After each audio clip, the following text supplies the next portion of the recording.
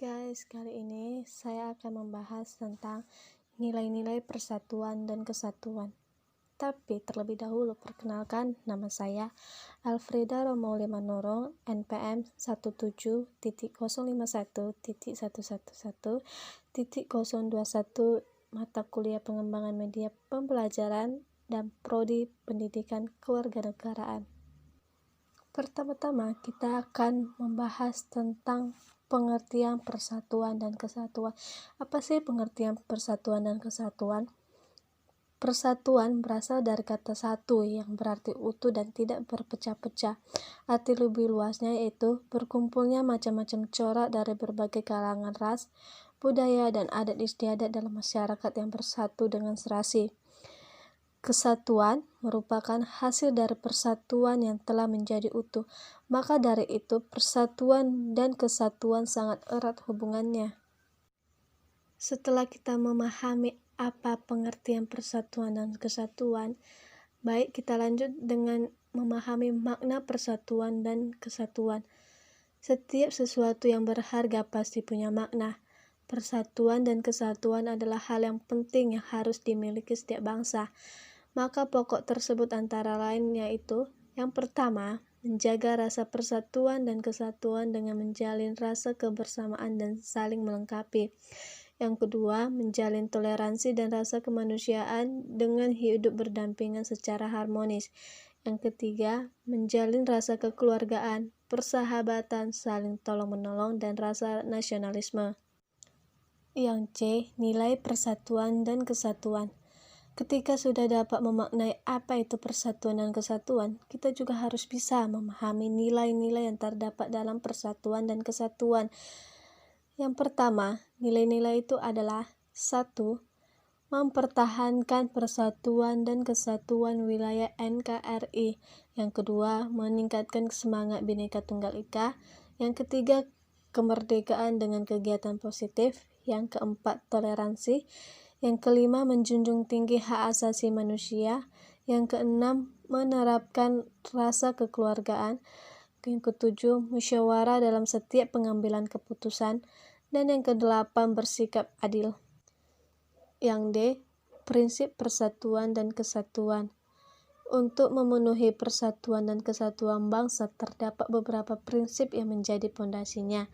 Ada 5 prinsip penting. Agar lebih jelasnya kita akan membahas satu persatu dari prinsip tersebut. Yang pertama, prinsip Bhinneka Tunggal Ika. Menjiwai arti Bhinneka Tunggal Ika itu sendiri yang berarti berbeda-beda tetapi tetap satu jua. Dengan beragam kebudayaan, ras, dan agama di Indonesia, kita diwajibkan bersatu dalam satu bangsa, yaitu bangsa Indonesia. Yang kedua, prinsip nasionalisme Indonesia. Merupakan rasa cinta dan kesetiaan terhadap bangsa Indonesia. Nasionalisme merupakan sikap politik dari masyarakat yang memiliki tujuan dan cita-cita yang sama. Yang ketiga, prinsip kebebasan yang bertanggung jawab. Maksudnya adalah setiap orang diberi hak untuk memenuhi kemauannya asal tidak menyalahi hak asasi manusia. Jika sampai melanggar dan merugikan orang lain, akan diberikan sanksi berdasarkan perbuatannya. Yang keempat, prinsip wawasan Nusantara. Pengertian wawasan Nusantara tersendiri merupakan cara pandang dan sikap bangsa Indonesia tentang diri dan bentuk geografi berdasarkan Pancasila dan Undang-Undang Dasar 1945. Wawasan Nusantara dilaksanakan guna untuk memenuhi tujuan nasional, memiliki fungsi sebagai pedoman, motivasi, dan rambu-rambu dalam menentukan keputusan untuk menyelenggarakan negara.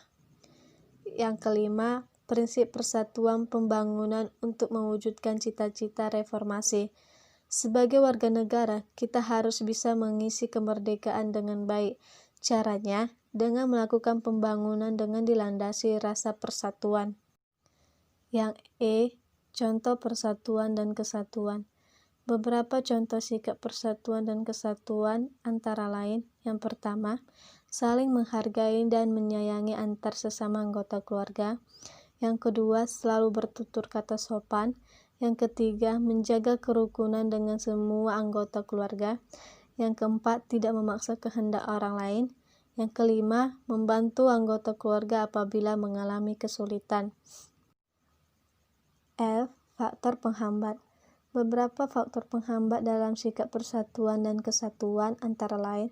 Yang pertama, masyarakat Indonesia yang beraneka ragam atau heterogen. Yang kedua, kurangnya kesadaran akan gangguan dari luar. Yang ketiga, ancaman, tantangan, hambatan, dan gangguan yang merongrong NKRI. Yang keempat, ketimpangan dan ketidakmerataan pembangunan. Yang kelima, paham etnosentrisme.